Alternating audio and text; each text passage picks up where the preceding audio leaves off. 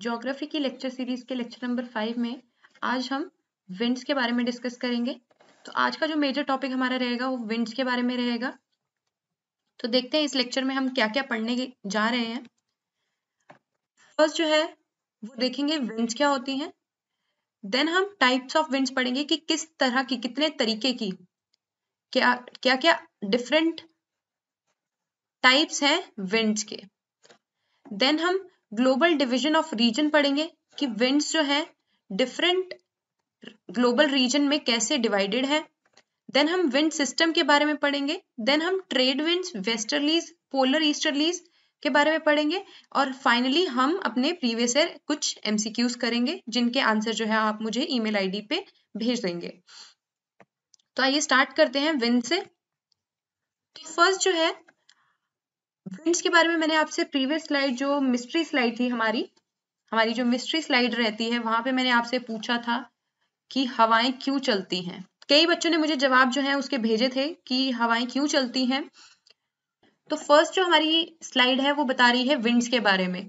तो हमने देखना था इस लेक्चर में कि विंड्स कैसे ब्लो करती हैं, तो उसके पीछे की ड्राइविंग फोर्स क्या है, मेन रीजन क्या है विंड्स के ब्लो करने का। तो यहाँ पे लिखा हुआ है ड्राइविंग फोर्स है प्रेशर ग्रेडियंट। प्रेशर ग्रेडियंट क्या होता है? फॉर एग्जाम्पल अगर मैं दो प्लेसेस की बात कर रही हूँ, let's say x1 and x2 की। x1 पे जो प्रेशर है दैट इज P1 और x2 पे जो प्रेशर है that is capital P2। Now let's assume कि प्रेशर P1 जो है वो P2 से ज्यादा है। ये हमने एज्यूम किया है कि P1 जो प्रेशर है वो P2 प्रेशर से ज्यादा है। तो अब प्रेशर ग्रेडियंट कैसे निकालेंगे? तो प्रेशर ग्रेडियंट निकलेगा जो लार्जर प्रेशर है minus smaller pressure divided by distance. अब डिस्टेंस क्या है? x2 minus x1। तो ये हमारा निकल जाएगा प्रेशर ग्रेडियंट। तो इसका मतलब ये है कि अगर किन्हीं दो रीजन्स के बीच में या किन्हीं दो प्लेसेस के बीच में कोई प्रेशर का डिफरेंस है तभी हमारी हवा जो है वो ब्लो करेगी। क्लियर है? अब आपको मैं आने वाले लेक्चर में बताऊंगी कि ये प्रेशर ग्रेडियंट जो है वो किस रीजन की वजह से डेवलप होता है। क्लियर है? नेक्स्ट जो है हम देखते हैं विंड्स की मेजरमेंट के लिए कौन कौन से डिवाइसेस यूज किए जाते हैं। विंड्स की मेजरमेंट जो है हम दो टर्म्स में करते हैं। फर्स्ट जो होती है वेलोसिटी के टर्म्स में करेंगे एंड देन डायरेक्शन की टर्म्स में करेंगे। वेलोसिटी को मेजर करने के लिए, विंड की जो वेलोसिटी है उसको मेजर करने के लिए जिस इंस्ट्रूमेंट को हम यूज करते हैं उसे हम एनेमोमीटर बोलते हैं। ये जो डायग्राम आपको दिखाई गई है, ये जो पिक्चर दिखाई गई है, ये आपका एनेमोमीटर है। इसको जो है एक मीटर के साथ कनेक्ट किया गया है जहां पे जो है हम विंड की जो वेलोसिटी को मेजर करते हैं। ऐसा हमें एक दिया गया होगा जिसमें हमारी विंड की वेलोसिटी जो है मेजर होती है। नेक्स्ट जो है डायरेक्शन के बारे में है कि विंड की डायरेक्शन किस तरह से पता लगाई जा सकती है। तो उसके लिए जो इंस्ट्रूमेंट्स यूज होते हैं उसे विंड वेन या वेदर कॉक बोला जाता है। यहाँ पे जो ये दिखाया जा रहा है ये वेदर कॉक है, इसके विंड वेन भी कहा जाता है। मोरोवर आपने देखा होगा पुराने टाइम में लोगों ने अपने घरों के ऊपर ये ऐसा कुछ लगाया होता था, तो वो ये देखने के लिए कि हवा कौन सी डायरेक्शन में जो है वो ट्रेवल कर रही है, कौन सी डायरेक्शन में ब्लो कर रही है। क्लियर है यहाँ तक? अब नेक्स्ट पे चलते हैं कौन कौन के से टाइप की विंड्स जो है वो ब्लो करती हैं। तो फर्स्ट जो है वो प्राइमरी विंड्स है, देन सेकेंडरी विंड्स है, देन टर्शरी विंड्स है।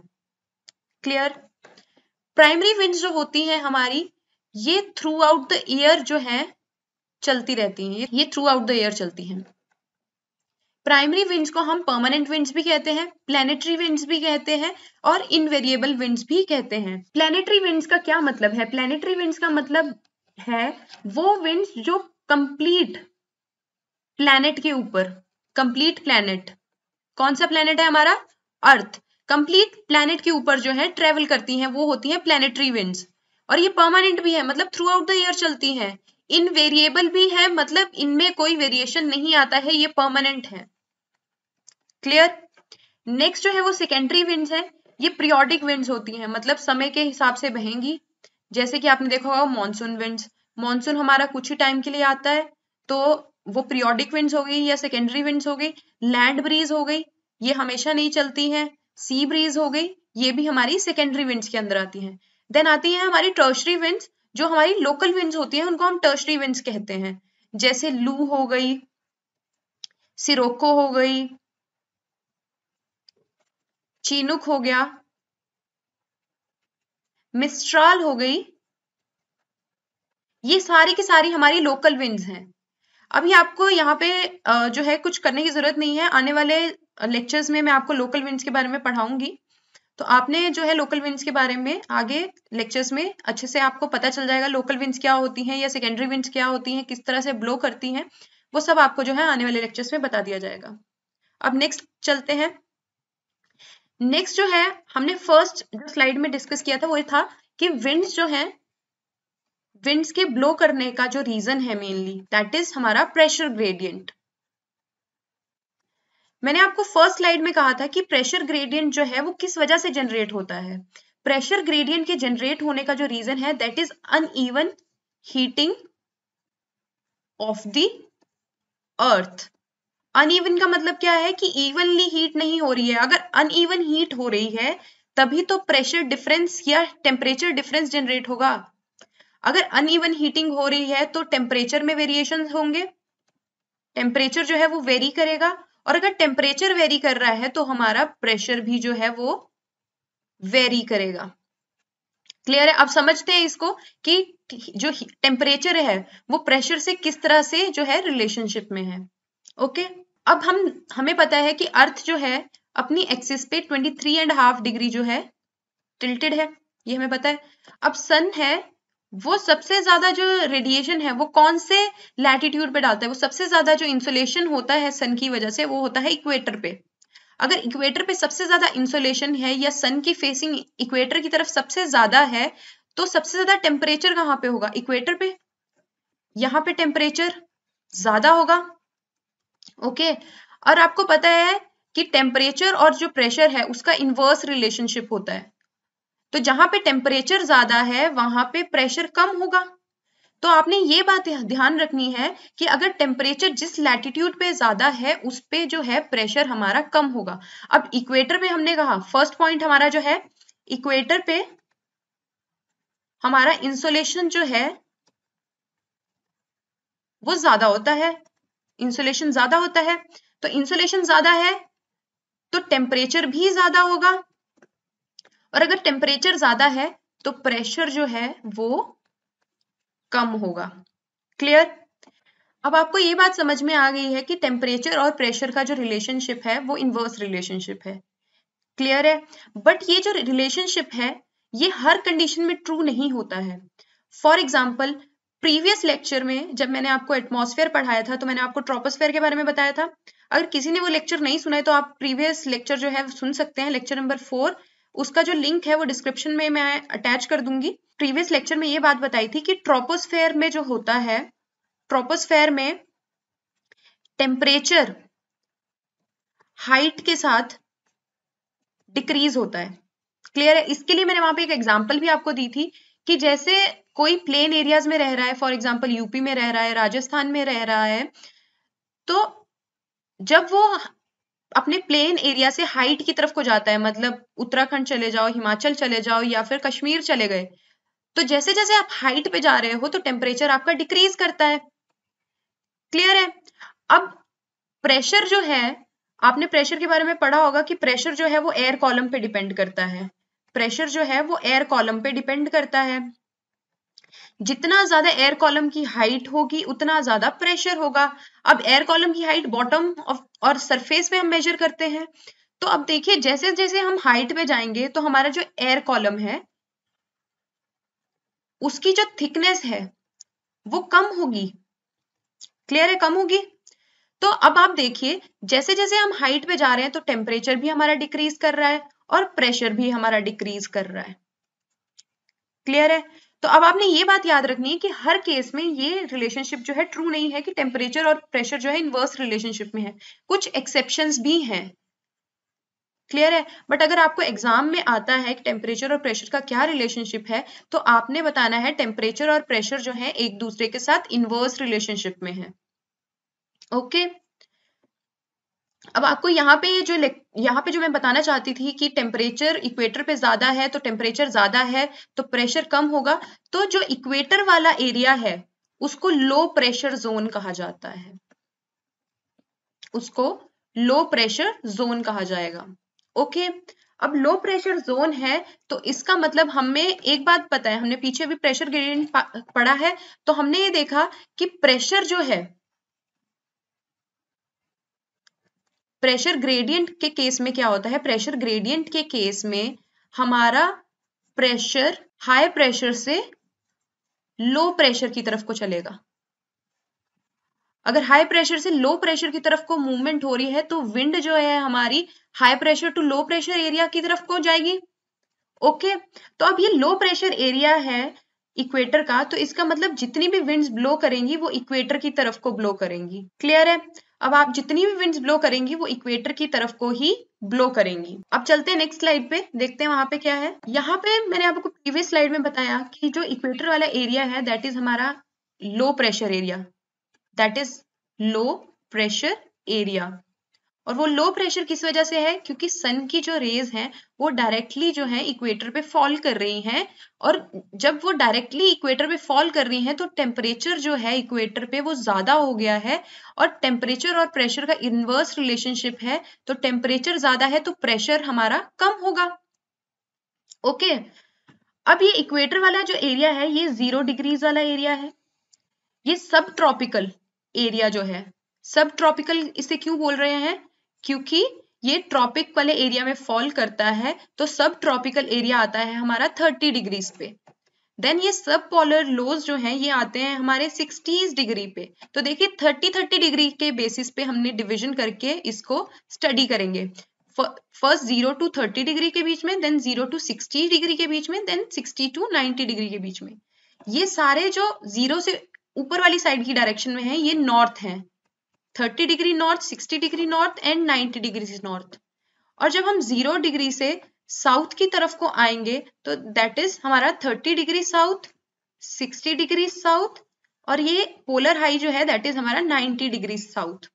ओके, अब एक बार हम इसको समझ लेते हैं कि ये डायग्राम क्या कहना चाहती है। अब हमने इक्वेटोरियल लो के बारे में तो पढ़ लिया, या इक्वेटोरियल लो प्रेशर एरिया के बारे में तो पढ़ लिया कि ये किस तरह से जनरेट होता है। ओके, अब हम देखेंगे ये सब ट्रॉपिकल हाई एरियाज कैसे जनरेट होते हैं। ओके, अब आपको मैंने बताया कि लो प्रेशर है तो हवाएं जो है वो इक्वेटर की तरफ को चलेंगी, ये इक्वेटर की तरफ को हवाएं चल रही हैं। ओके, अब हवाएं जो है इक्वेटर की तरफ को चल रही हैं। अब मैं आपको इसको 3D में थोड़ा सा एक्सप्लेन करती हूँ। जब हवाएं चल रही हैं तो ये हवा जो है ऊपर की तरफ को राइज होगी। आप इसको 3D में समझिए, मतलब समझ लीजिए ये ऊपर वाली डायरेक्शन है, तो ऊपर की डायरेक्शन में जो है वो हवा जो है राइज कर रही है। यहाँ पे भी आई हवा ऊपर की तरफ को राइज करेगी। ओके, अब ऊपर की तरफ को राइज करेगी तो जैसे ही ट्रोपोस्फेयर वाले एरिया में पहुंचेगी, मतलब ट्रोपोपॉज वाले एरिया में पहुंचेगी, तो ये डिफ्लेक्ट कर जाएगी। ये डिफ्लेक्ट कर गई, ये भी इस डायरेक्शन में डिफ्लेक्ट कर गई। मान लो ये ट्रोपोपॉज है तो ये इस डायरेक्शन में डिफ्लेक्ट कर गई। अब ये विंड जब यहां तक पहुंची तो आपको पता है जैसे जैसे हाइट पे जाएंगे टेम्परेचर जो है डिक्रीज करेगा, तो ये विंड की जो टेम्परेचर है वो डिक्रीज कर गया है। जब वो डिक्रीज कर गया तो यहाँ जाते जाते और ट्रेवल करेगी तो और टेम्परेचर डिक्रीज होगा। जब ये बहुत ही ज्यादा ठंडी हो गई तो ये नीचे की तरफ को सिंक करेगी। ओके, तो ये दोनों लैटिट्यूड्स पे नीचे की तरफ को सिंक करेगी। क्लियर है यहां तक सबको? जब इसने सिंक किया तो ये सब ट्रॉपिकल सिंक करेगी। तो मैंने आपको बोला कि लो प्रेशर एरिया से हवा जो है की तरफ हवा अट्रैक्ट होती है, तो जब ये यहाँ पे सिंक करेगी तो इसका टेम्परेचर कम होगा। इस हवा का टेम्परेचर जो है कम होगा, तो इसका मतलब क्या है, टेम्परेचर और प्रेशर इनवर्स रिलेशनशिप में है, तो प्रेशर इस जोन का हाई होगा, प्रेशर जो है वो हाई होगा। तो इसीलिए जो सब ट्रॉपिकल बेल्ट जो है इसको हाई प्रेशर बेल्ट बोला जाता है। जो हमारी सब ट्रॉपिकल बेल्ट है उसको हाई प्रेशर बेल्ट बोला जाएगा।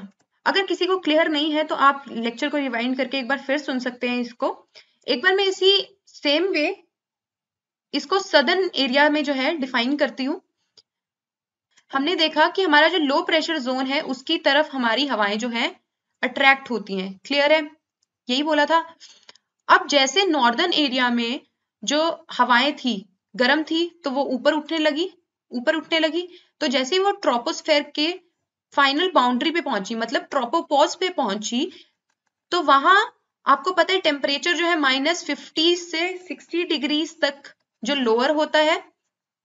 ओके, -50 डिग्री से 60 डिग्री तक लोअर होगा वहां पे टेम्परेचर। तो ये हवाओं का जो टेम्परेचर है वो डिक्रीज हो जाएगा। तो ये हवाएं जो है डिफ्लेक्ट कर जाएंगी, और जब ये और ज्यादा ठंडी हो गई, और ज्यादा ठंडी हो गई, तो ये सिंक कर जाएंगी। तो अब क्योंकि ये हवाएं यहाँ पे इस 30 डिग्री लैटिट्यूड साउथ पे सिंक कर गई हैं, और इनका टेम्परेचर जो है वो काफी कम है, तो इसका मतलब है जो प्रेशर है वो ज्यादा होगा। ओके, तो उसका प्रेशर जो है वो ज्यादा होगा। तो इसीलिए जो सब ट्रॉपिकल बेल्ट है, दोनों नॉर्दर्न हेमिस्फेयर में या सदर्न हेमिस्फेयर में, वो हमारे हाई प्रेशर जोन्स हैं। ओके, सदर्न हेमिस्फेयर में या नॉर्दर्न हेमिस्फेयर में जो हमारे सब ट्रॉपिकल बेल्ट्स जो हैं वो हमारे हाई प्रेशर बेल्ट्स हैं। ओके, अब ये क्लियर हो गया आपको? अब मैं मान के चल रही हूँ कि आपको ये बात क्लियर है, और अगर किसी को ये बात क्लियर नहीं है तो आप लेक्चर को रिवाइंड करके दोबारा सुन लीजिए एक बार, तो आपको थोड़ी सी क्लैरिटी आ जाएगी। अब हमने ये देख लिया कि लो प्रेशर से ये हम ऊपर की तरफ को देख रहे हैं कि हवा जो है उसका टेम्परेचर ज्यादा है, तो जो हवा अगर लाइटर है तो लाइटर हवा ऊपर की तरफ को जाएगी, और जो हेवियर हवा है वो नीचे की तरफ को सिंक होगी। तो हवा क्योंकि इसका टेम्परेचर ज्यादा है, तो हम ये 3D में दिखा रहे हैं कि हाइट की तरफ को, मतलब ऊंचाई की तरफ को जो हवा जो है वो राइज कर रही है। ओके, ट्रोपोस्फेयर में ट्रोपोपॉज पे उसका टेम्परेचर -50 डिग्री तक जो है, या -60 डिग्री तक जो है लोअर हो जाएगा। तो क्योंकि टेम्परेचर लोअर हो गया तो ये ट्रोपोपॉज पे ट्रेवल करेगी, इसके चलते चलते इसका टेम्परेचर और ज्यादा कम हो जाएगा, तो ये 30 डिग्री नॉर्थ पे आके सिंक कर जाएगी। और क्योंकि हवा का टेम्परेचर यहाँ पे कम है, तो प्रेशर यहाँ पे जो है राइज कर जाएगा। तो इसीलिए इस जोन को सब ट्रॉपिकल हाई प्रेशर बेल्ट बोला जाता है।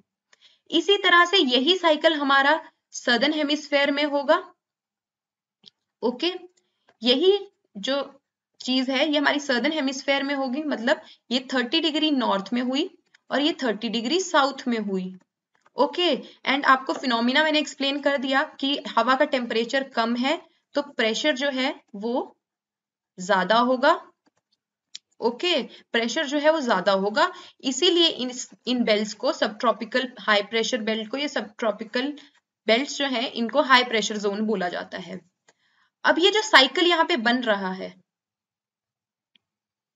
और ये हमारा हाई प्रेशर जोन है, सब ट्रॉपिकल हाई प्रेशर जोन है, ये हमारा सब ट्रॉपिकल हाई प्रेशर जोन है, तो हवाएं हाई प्रेशर से लोअर प्रेशर की तरफ ट्रेवल करेंगी। यही फिनोमिना है, यही प्रेशर ग्रेडियंट बोलता है कि हाई प्रेशर से लोअर प्रेशर की तरफ हमारी हवाएं जो है ब्लो करेंगी।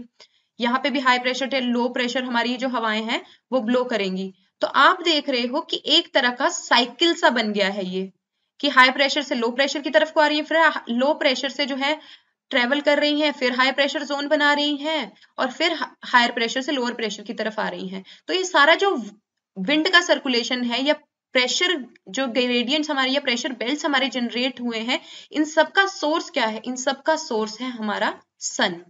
सूर्य जो है वो इन सब का सोर्स है। अब हमने ये साइकिल देख लिया कि हाई प्रेशर से लोअर प्रेशर की तरफ जो है हवाएं ब्लो करेंगी, फिर ये हमने देख लिया कि लो प्रेशर किस वजह से जनरेट होता है। इन सब का सोर्स जो है वो सन है हमारा, जिसकी वजह से इक्वेटर पे जो है वो लो प्रेशर जनरेट होगा, और जैसे लो प्रेशर जनरेट हुआ तो जो हमारी हवाएं हैं उनका टेम्परेचर जो है वो ज्यादा है, तो जिन हवाओं का टेम्परेचर ज्यादा होगा वो हवाएं जो है हमारी लाइटर होंगी। और हमें ये बात पता है कि लाइटर गैसेस या लाइटर मटेरियल जो है ये ऊपर की तरफ को आते हैं, और जो हेवियर मटेरियल होते हैं वो नीचे की तरफ को सिंक होते हैं। क्लियर है? क्योंकि हेवियर मटेरियल नीचे की तरफ को आ जाएंगे तो लाइटर खुद ब खुद ऊपर की तरफ को चले जाएंगे। तो ये जब हवाएं जाती हैं तो ट्रोपोपॉज पे से ये डिफ्लेक्ट होके फिर सब ट्रॉपिकल एरियाज पे सिंक कर जाती हैं, वहां पे टेम्परेचर कम है और प्रेशर राइज कर जाता है। ओके, अब हमने ये चीज देख ली और एक्सप्लेन कर लिया। अब हम नेक्स्ट देखते हैं कि हमने बोला कि हाई से लोअर की तरफ को जो है हमारी विंड्स जो है वो ब्लो करेंगी। Okay, this is also an higher region, इससे हमारे लोअर रीजन की वजह पे जो है एयर्स जो है हमारी डिफ्लेक्ट करेंगी। ओके, यही पढ़ा हमने। अब यहाँ पे देखिए, क्योंकि ये हाई प्रेशर जोन है तो हाई प्रेशर जोन से इस तरफ को भी हवाएं चलेंगी, मतलब अपने टॉप की तरफ को भी हवाएं चलेंगी, सिर्फ बॉटम पे नहीं चलेंगी, टॉप पे भी चलेंगी हवाएं। ओके, यहां पे भी बॉटम पे हवाएं चलेगी। ओके, बॉटम पे हवाएं चलेंगी। अब आप देखिए, इस एरिया को अभी थोड़े टाइम के लिए भूल जाइए, सब पोलर लोज को, इन एरियाज को अभी जो है आप भूल जाओ, इनको भूल जाओ। अब आपको पता है कि हमारे नॉर्थ पोल और साउथ पोल में हमारे आइस ही आइस है, मतलब वहां पे टेम्परेचर बहुत ही ज्यादा कम है, यहाँ पे टेम्परेचर बहुत ही ज्यादा कम है हमारे पोलर एरियाज में, दोनों हेमिस्फेयर्स में यहाँ पे टेम्परेचर जो है हमारा बहुत ही ज्यादा कम है। ओके, तो अब हमने देख लिया कि टेम्परेचर कम है तो इसका मतलब प्रेशर जो है ज्यादा होगा, इस स्फेयर में भी प्रेशर जो है वो ज्यादा होगा। ओके, तो अब हमने पढ़ा है कि high pressure to low pressure जो है वो विंड्स जो है वो ब्लो करती हैं। अब यहाँ पे भी हायर प्रेशर है, यहाँ पे भी हायर प्रेशर है, यहाँ से भी हवाएं इस एरिया की तरफ चल रही हैं और यहाँ से भी हवाएं जो है इस एरिया की तरफ को चलेंगी। दोनों स्फेयर्स में, दोनों हेमिस्फेयर्स में हवाएं जो है वो हाई प्रेशर जोन से लो प्रेशर जोन की तरफ चलेंगी। अब यहाँ पे भी हायर प्रेशर जोन है, यहाँ पे भी हायर प्रेशर जोन है, पोलर जो एरियाज है वहां पे भी प्रेशर ज्यादा है, सब ट्रॉपिकल एरियाज है वहां पे भी प्रेशर ज्यादा है। अब दोनों से जो हवाएं चल रही हैं वो एक पॉइंट पे आके, अब इसने भी 30 डिग्रीज ट्रेवल किया है, इसने भी 30 डिग्रीज ट्रेवल किया है। ओके, इसने भी 30 डिग्रीज ट्रेवल किया है, तो जब ये इस पॉइंट पे पहुंचे, मतलब 60 डिग्रीज पे पहुंचे, तो ये हवाएं एक दूसरे से मिलेंगी, ये हवाएं एक दूसरे से मिलेंगी और ये भी ऊपर की तरफ को जो है एक दूसरे से टकराएंगी। अब क्योंकि इन दोनों हवाओं का नेचर सेम नहीं है तो ये दोनों हवाएं जो है ऊपर की तरफ को डिफ्लेक्ट कर गई।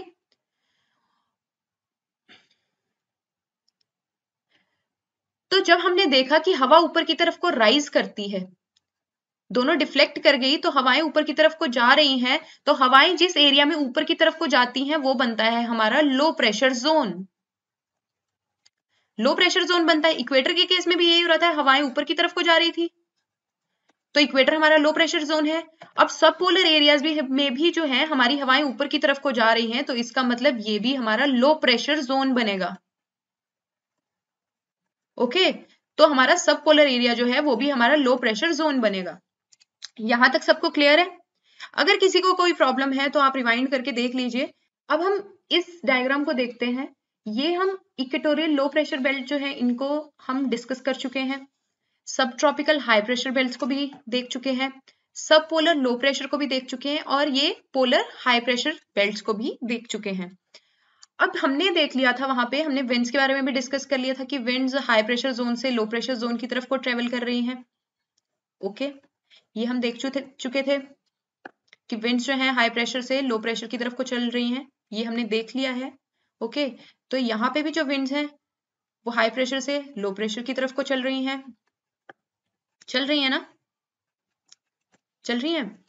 और ये हमारा हमने देखा था पोलर एरिया जो है वो भी हमारा हाई प्रेशर जोन है, तो यहाँ से भी ऊपर से नीचे की तरफ को चल रही हैं हवाएं, यहाँ से भी नीचे से ऊपर को हवाएं चल रही हैं। क्लियर है? और क्योंकि ये सब ट्रॉपिकल हाई प्रेशर जोन था तो यहाँ से हाई प्रेशर से इस जोन में चलेंगी और ये सब पोलर लो प्रेशर एरिया बनेगा। यही देखा था हमने। अब इस डायग्राम में एक चीज हम देख रहे हैं कि हमने विंड की डायरेक्शन तो मैंने तो स्ट्रेट लाइन बनाई है, बट इस डायग्राम की विंड की डायरेक्शन मैंने तो स्ट्रेट लाइन बताई है, बट यहाँ पे जो विंड है वो डिफ्लेक्ट कर रही है इस डायरेक्शन में। देखिए, डिफ्लेक्ट कर रही है, ये इस डायरेक्शन में डिफ्लेक्ट कर रही है। रीजन देख लेते हैं विंड के डिफ्लेक्शन का। तो आपने एक रीजन याद रखना है, रीजन जो होता है वो होता है कोरियोलिस फोर्स। कोरियोलिस फोर्स जो है वो इस डिफ्लेक्शन का रीजन है। अब ये कोरियोलिस फोर्स जो है किसकी वजह से होती है? ये होती है अर्थ की रोटेशन की वजह से, अर्थ की जो रोटेशन है। तो अब हम देख लेते हैं, हमने बस कुछ फैक्टर्स यहाँ पे याद रखने हैं, ये कुछ फिनोमिना यहाँ पे याद रखने हैं, वो मैं आपको बता रही हूँ। देखिए बस आपने ये चीज याद रखनी है कि अगर कोई भी विंड जो है नॉर्दर्न हेमिस्फेयर में है, नॉर्दर्न हेमिस्फेयर में है कोई विंड, तो अगर वो अपर डायरेक्शन में ब्लो कर रही है, अगर वो अपर डायरेक्शन में, मैंने क्योंकि स्ट्रेट लाइन बनाई थी तो अपर डायरेक्शन में ब्लो कर रही है, तो वो अपने राइट तरफ की तरफ को है डिफ्लेक्ट हो जाएगी, अपनी राइट डायरेक्शन में जो है डिफ्लेक्ट हो जाएगी, राइट डायरेक्शन में। ओके, ये हमने विंड की डायरेक्शन बताई अपर एरियाज में। अगर नॉर्दर्न हेमिस्फेयर में ही विंड जो है नीचे की तरफ को ट्रेवल कर रही है, नीचे की तरफ को ट्रेवल कर रही है, तो विंड जो है तब भी अपने राइट डायरेक्शन में जो है वो डिफ्लेक्ट कर जाएगी। तो आपने बस ये बात याद रखनी है कि नॉर्दर्न हेमिस्फेयर में जो भी हम विंड बनाएंगे वो अपनी राइट डायरेक्शन में जो है डिफ्लेक्ट कर जाएगी। ओके, राइट डायरेक्शन में जो है डिफ्लेक्ट कर जाएगी। और इसी तरह से सदर्न हेमिस्फेयर में जो भी विंड्स हैं, सदर्न हेमिस्फेयर में जो भी विंड्स हैं वो अपने लेफ्ट तरफ को डिफ्लेक्ट कर जाएंगी। ओके, तो देखिए इस विंड की डायरेक्शन ये है, ये सदर्न हेमिस्फेयर है, ये 0 डिग्री से नीचे जो भी है वो सदर्न हेमिस्फेयर है और 0 डिग्री से ऊपर नॉर्दर्न हेमिस्फेयर है। तो अगर सदर्न हेमिस्फेयर की हम बात करें तो ये विंड की डायरेक्शन ये थी, हाई प्रेशर से लो प्रेशर की तरफ को, बट ये अपने लेफ्ट साइड को डिफ्लेक्ट कर गई है। क्लियर है? अब आपको डिफ्लेक्शन समझ में आ गया। और अगर मैं इस विंड की डायरेक्शन लूं तो ये विंड की डायरेक्शन ये होनी चाहिए हाई प्रेशर से लो प्रेशर की तरफ को, बट ये विंड की डायरेक्शन इस तरफ को है, तो ये विंड अपने लेफ्ट तरफ को डिफ्लेक्ट कर गई है, विंड की लेफ्ट तरफ को डिफ्लेक्ट कर गई है। और इसको भी देखें तो ये इसकी डायरेक्शन है, बट ये अपने लेफ्ट तरफ को डिफ्लेक्ट कर गई है। अब नॉर्दर्न हेमिस्फेयर में आए, विंड की डायरेक्शन ये है, तो ये विंड जो है अपने राइट डायरेक्शन में डिफ्लेक्ट कर गई है। यहाँ पे विंड की डायरेक्शन ये है, तो ये विंड अपने राइट डायरेक्शन में डिफ्लेक्ट कर गई है। यहाँ पे विंड की डायरेक्शन ये है, तो ये अपने राइट तरफ को डिफ्लेक्ट कर गई है। और ये डिफ्लेक्शन किसकी वजह से है? ये डिफ्लेक्शन है हमारा कोरियोलिस फोर्स की वजह से। और ये कोरियोलिस फोर्स किस वजह से होती है? ये होती है रोटेशन ऑफ अर्थ की वजह से। अब देखिए आपको तो लग रहा था हवाएं बस ऐसे चल रही हैं, बट उसके पीछे कितना बड़ा फिनोमिना है वो आपको आज ही पता चला होगा। अब यहाँ पे हमने सदर्न हेमिस्फेयर में देखें तो सदर्न हेमिस्फेयर में विंड इस डायरेक्शन में चल रही है, तो ये डायरेक्शन जो विंड जो है स्टार्ट कहाँ से हो रही है? विंड स्टार्ट हो रही है साउथ डायरेक्शन से, क्योंकि सदर्न हेमिस्फेयर में है। और कौन से डायरेक्शन से? तो ये हमारा ईस्ट है, ये वेस्ट है, ये नॉर्थ है और ये साउथ है। क्लियर है? तो ये विंड चल रही है साउथ ईस्ट डायरेक्शन से, तो इस विंड को बोला जाता है south east trade winds, south east trade winds. Okay, depend करता है कि सोर्स क्या है विंड का, उसके नाम से उसको बुलाया जाएगा। अब हम इस एरिया में देख लेते हैं, तो ये विंड आ रही है कहां से? नॉर्थ डायरेक्शन से, नॉर्थ डायरेक्शन से। और इस साइड कौन सी डायरेक्शन होती है? वेस्ट, तो ये आ रही है नॉर्थ वेस्ट डायरेक्शन से और जा किस तरफ रही है? साउथ ईस्ट डायरेक्शन में। ओके, तो इस विंड को नॉर्थ वेस्ट बोला जाएगा, नॉर्थ वेस्ट विंड्स बोला जाएगा, और या तो इनको वेस्टर्लीज बोला जाएगा। अब वेस्टर्लीज क्यों बोला जाता है इनको? क्योंकि ये जो है वेस्ट की डायरेक्शन से आ रही हैं, इनको वेस्टर्लीज बोला जाता है क्योंकि वेस्ट की डायरेक्शन से आ रही हैं, इनका ओरिजिन जो है वेस्ट डायरेक्शन से है। ये विंड्स हो गई हमारी ट्रेड विंड्स, ये विंड्स हो गई हमारी वेस्टर्लीज, और ये विंड्स अब हम देख लेते हैं ये कौन सी हैं। ये विंड्स जो है हमारी, इनको हम पोलर ईस्टर्लीज बोलते हैं, मतलब ये ईस्ट डायरेक्शन से जो है ओरिजिनेट हो रही हैं। ओके, तो ये हमारी जो है इनको हम ईस्टर्लीज बोलेंगे। तो देख लिया आपने, इक्वेटर के पास जो जोन है 0 to 30 डिग्री, उसमें जो विंड्स ब्लो करती हैं वो ट्रेड विंड्स हैं हमारी। 30 to 60 डिग्रीज के बीच में जो ब्लो करती हैं वो हमारी वेस्टर्लीज हैं, और 60 to 90 डिग्रीज के बीच में ब्लो करती हैं वो हमारी ईस्टर्लीज हैं। और ये दोनों हेमिस्फेयर्स में सेम है। यहाँ पे भी 0 to 30 डिग्री नॉर्थ में जो विंड्स ट्रेवल करेंगी वो ट्रेड विंड्स हैं, 30 डिग्री से 60 डिग्री के बीच में जो ट्रेवल करेंगी वो हमारी वेस्टर्लीज हैं, एंड देन ये हमारी ईस्टर्लीज हैं 60 to 90 डिग्रीज के बीच में। क्लियर है? अब यहाँ पे हमने दो टर्म्स हैं, ये सारी टर्म्स तो आपको एक्सप्लेन हो गई सारी की सारी। ओके, अब हम डोलड्रम्स के बारे में देख लेते हैं। डोलड्रम्स क्या होते हैं या हॉर्स लैटिट्यूड्स क्या होते हैं? डोल्ड्रम्स जो है हमारे वो एरियाज हैं जहां पे प्रेशर जो है हमारा लोअर होता है, मतलब यहाँ पे क्योंकि प्रेशर लो है तो एटमॉस्फेयर कैसा होगा, काम होगा, काम होगा। यहाँ पे एटमॉस्फेयर काम है तो इसीलिए इसको एरिया को डोल्ड्रम बोला जाता है, एरिया ऑफ काम क्लाइमेट। ओके, डोल्ड्रम्स जो है हमारे एरिया ऑफ कोल्ड काम क्लाइमेट है। अब जो हमारी सब ट्रॉपिकल हाई प्रेशर जोन है इसको हम हॉर्स लैटिट्यूड क्यों बोलते हैं, कि एक तो पहले देख लीजिए यहाँ पे हाई प्रेशर है, प्रेशर बहुत ज्यादा है। ओके, प्रेशर बहुत ज्यादा है तो यहाँ पे काम कंडीशंस नहीं होंगी, मतलब यहाँ पे डिस्टर्बेंसेस बहुत ज्यादा होंगी, वेदर डिस्टर्बेंसेस बहुत ज्यादा होंगी। तो इन डिस्टर्बेंसेस की वजह से जब ट्रेडर्स शिप में हॉर्सेस को लेके या अपने कैनन्स को लेके आते थे वो ट्रेवल नहीं कर पाते थे, तो क्या होता था कि उनको बहुत टाइम तक उसी सीज में रुकना पड़ता था। तो जो घोड़ों के लिए वो घास लेके आते थे तो वो घास खत्म हो जाती थी, तो उनको क्या होता था, घोड़े जो थे वो समुद्र में फेंकने पड़ते थे। तो इस बीच में बहुत सारे जो हॉर्सेस थे यहाँ पे उन्होंने सी में फेंके हैं, इसलिए इस लैटिट्यूड को हॉर्स लैटिट्यूड बोला जाता है। ओके, क्लियर है। अब एक चीज जो है एक्सप्लेन करने के लिए रह गई है वो ये है, जो यहाँ पे रोरिंग 40s लिखा है। अगर आप वर्ल्ड का मैप देखेंगे या हमारे ग्लोब का मैप देखेंगे तो आप देखेंगे मोस्ट ऑफ द जो लैंड मास है हमारा वो नॉर्दर्न हेमिस्फेयर में कंसेंट्रेटेड है। ओके, वो नॉर्दर्न हेमिस्फेयर में है। सदर्न हेमिस्फेयर में मोस्टली हमारे सी है या ओशंस है, वहां पे हार्डली हमारा ऑस्ट्रेलिया ऐसा कॉन्टिनेंट है जो वहां पे प्रेजेंट है। सदर्न हेमिस्फेयर में मोस्टली हमारे जो है समुद्र ही रहता है। तो फिर वहां पे जो है हवाएं जो है वो ब्लो करेंगी।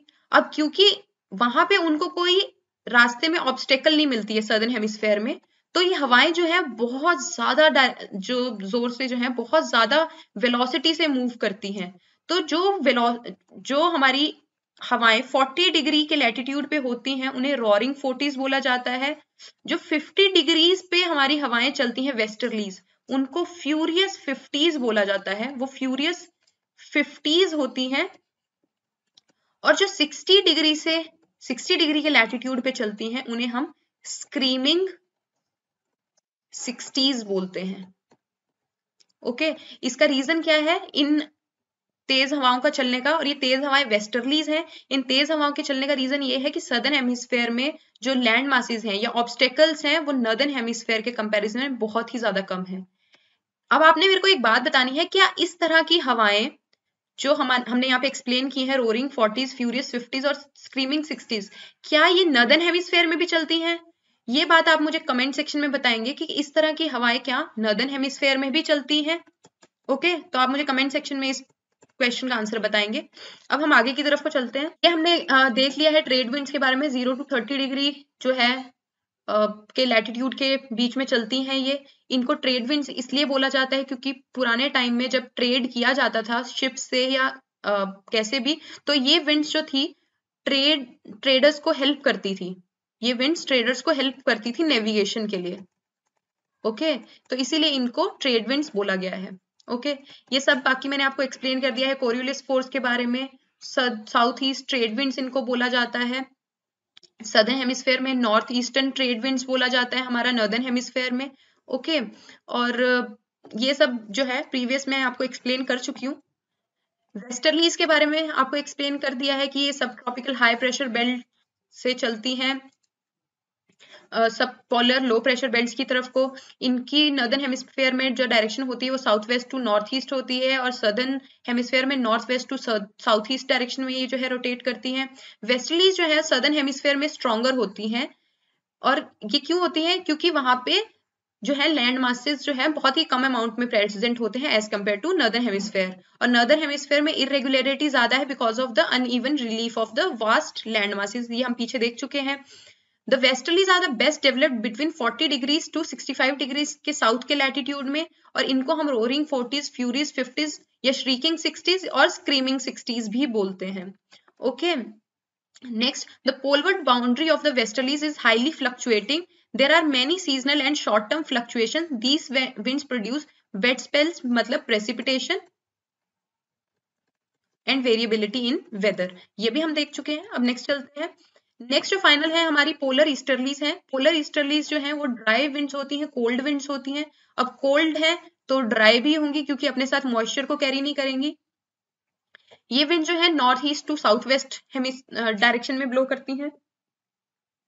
ये विंड जो है north east to south west direction में ब्लो करेंगी हमारे नॉर्दर्न हेमिस्फेयर में, और south east to north west direction में ब्लो करेंगी हमारे सदर्न हेमिस्फेयर में। ये विंड्स जो है पोलर हाई प्रेशर एरिया से सब पोलर जो है लोज की तरफ को चलती हैं। ये भी हम पीछे डायग्राम में देख चुके हैं। अगर किसी को भी इन विंड्स में कोई भी प्रॉब्लम है तो वो जाके दोबारा लेक्चर को दोबारा सुन ले, तो उनका जो डाउट है वो क्लियर हो जाएगा। एक इस लेक्चर को आपको एटलीस्ट 2 से 3 बार सुनना पड़ेगा ताकि आपको थोड़ी सी क्लैरिटी आए विंड्स के बारे में। ओके, और नेक्स्ट अब हम चलते हैं, हमारे कुछ प्रीवियस ईयर एमसीक्यूज हैं वो आप एक बार देख लो, और इनके जवाब आप जो है मुझे ईमेल कर देना या कमेंट सेक्शन में भेज देना। इनके जवाब जो है अगर आपको फ्रीक्वेंटली चाहिए तो आपको मेल आईडी से मिल जाएंगे, जैसे ही आप मेल करोगे वैसे ही आपको जवाब मिल जाएंगे। और अगर आप जो है इसके जवाब का वेट कर सकते हैं तो टेलीग्राम ग्रुप पे 24 घंटे के अंदर इनके आंसर्स पोस्ट हो जाएंगे।